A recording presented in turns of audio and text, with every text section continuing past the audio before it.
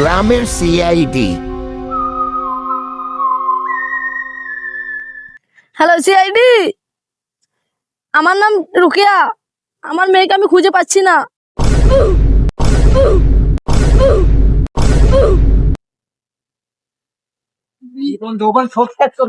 বালের সিআইডি আজ পর্যন্ত একটা লিফও লাগাইতে পারলো না। দয়া, একজনে নাকি মেয়ে হারা গেছে, তার ইনভেস্টিং হওয়া লাগবে। গাড়িটা বের করো তাড়াতাড়ি।